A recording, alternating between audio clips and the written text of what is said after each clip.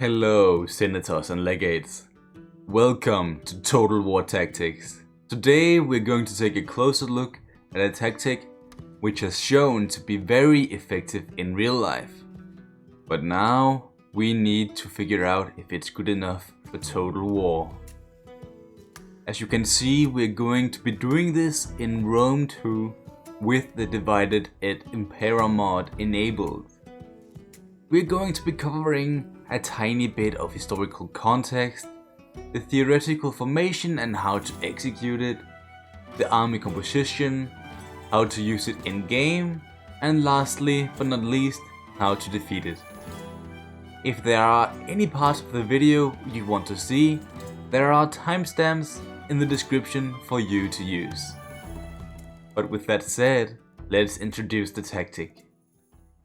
The famous and extremely advanced feigned retreat tactic is among the oldest and most difficult feats to pull off. As far as humanity know, the first mention of the maneuver was from Sun Tzu in The Art of War, where it states, "Do not pursue an enemy who simulates flight," indicating it might lead to an ambush. And this is of course just in ancient China. But it is actually also known to be used by the Spartans to defeat a force of Persian immortals during the Battle of Thermopylae. And just to mention a few more notable factions who actually used this tactic: Carthage, and no, I'm not talking about Cannae, that one is for another time. Rome used it, Medea, the Kingdom of Hungary, the Seljuk Turks, and most recognized of them all are most likely the Mongol Empire. Moving on from the historical context and over to the formation and execution. First of all, the formation itself is irrelevant. There are so many different formations to pull this off with, as long as you just have a plan in mind to do a feigned retreat and make it work. Okay, for real though, if you want to make this succeed, you need to deceive another person to believe you are actually trying to get away from an engagement. He must then break formation and pursue your fleeing forces. And only then, if he does this, you can try to do one of these three options. Number 1. Double team the unit which is now exposed on its flanks. Number 2. Lure the enemy away to then ambush them, which was the way the Mongols fought basically all their battles. And we also have number 3, and that is just to lure the enemy unit away, so far away actually that they are not even usable in the engagement. It will take too long for them to get back. I actually don't know if anybody actually did this in real life, but I just thought it would be an idea. But if you're still not convinced of this tactic being difficult to pull off, your units who are fleeing must stay alive, while they most likely either are being shot in their backs by archers, charged down by cavalry, or infantry running after you. And if this doesn't persuade you of this being difficult, I don't know what will. Now, there are a few other ways to make this work. That is, 1, you can have an archer superiority, forcing your opponent to move out against you. But that doesn't necessarily mean they will break formation, which will break your plan completely if they don't. And then there are the second way to make this work here. You can put a lucrative target on the front lines, which he can't possibly resist not to go for. This could be your general or an elite unit, like an elephant. But if anything goes wrong, you will lose a vital part of your army, basically forfeiting the battle. These two ideas here I just mentioned are not really worth the risk in my opinion. So we will discard those in favor of the first one, where we will flee from an engagement and make them break formation, to then attack them from the side. But let's go over to the actual battle here, and let's start off with army composition. Now, My opponent for today is Shuk again. He has been here before and he's most likely gonna be here again for many future battles, hopefully. And he had basically no idea of what tactic I was about to use, so we might have a chance to pull this off. All he knew was that we would test out how the Romans defeated the Macedonian phalanx. But when we did that battle I actually lost. But we'll talk about that later, as he didn't figure out what I was trying to do. Instead, we're gonna focus on our second battle, where he was playing as Sparta and I was playing as the Armenians. And as this tactic doesn't actually focus around a formation, I'm just gonna use a standard attacking army, which you can see on the screen right now. But with that said, let's test this out.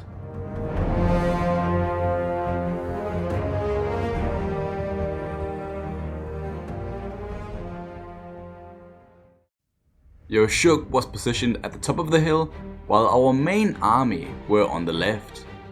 We also had an ambush army in a forest and our horse archers to the right, hoping we could get them all the way around the enemy lines.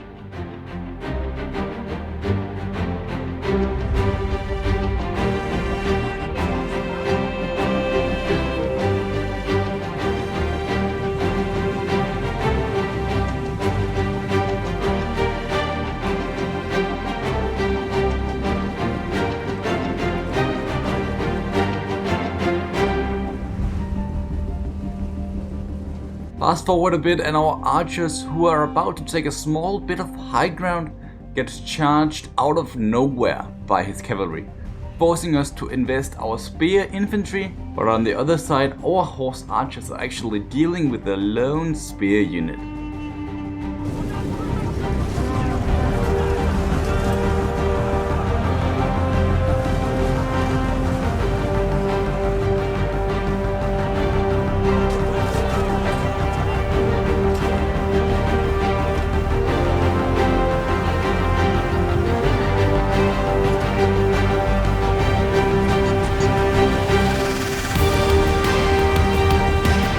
Cavalry were eventually dealt with, but his army had spotted our hidden units. And as we weren't ready to spring our trap just yet, we had to retreat. Luckily for us, they fell back to the high ground, giving us plenty of time to form up again.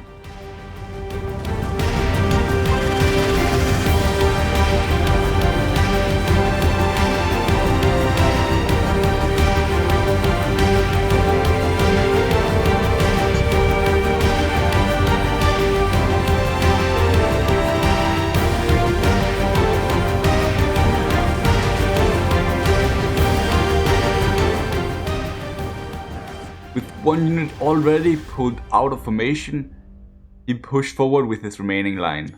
Our maneuver was about to begin.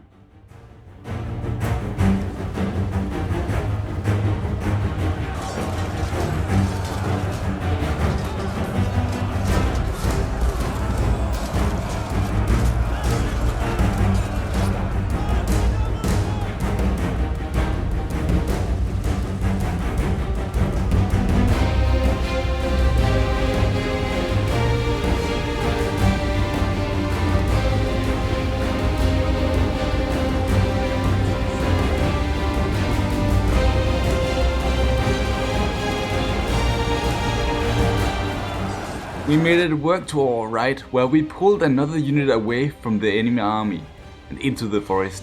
At the same time, one of our horse archers were distracting one of his spear units, keeping them out of the battle.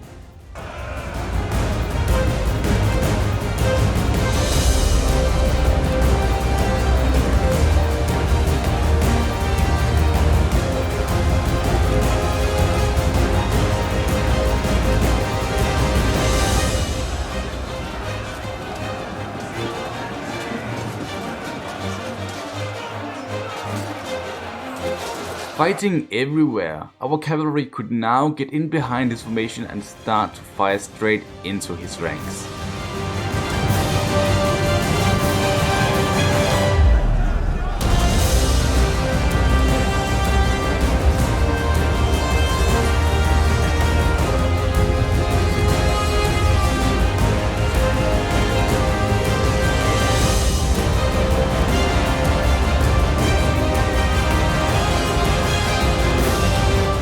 With us winning most of these minor engagements all over the battlefield, your Shuk was forced to form a defensive formation to try and stay alive.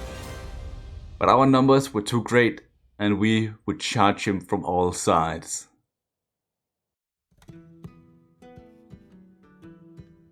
Now, if you want to talk about how to defeat this tactic, to be honest, there isn't really much to say here, except just hold your ground whenever somebody tries this on you. The most important thing is just to keep your flanks and rear safe from the enemy. And that is just by having support nearby. That could be another unit, extra cavalry, or a few more archers. Probably not archers, they can just get destroyed easily, so not them. Unless they're very heavily armored. Or javelin men with great armor. That could be doable as well. With that said, before the battle here, I actually talked about this being our second fight for this day here. And that's because when I tried to show this first, I was playing as the Romans and he was playing as Macedon. And I lost that battle. And that was basically because my men were formed up in the Triple XC's formation. And he just exploited it and took advantage of these small gaps in my line. So overall this tactic is decent, but it is far too dependent on your opponent's actions. So I wouldn't really recommend it to anybody. But with that said, I would like to say thank you very much for watching, and until the next time everybody, goodbye and spread happiness.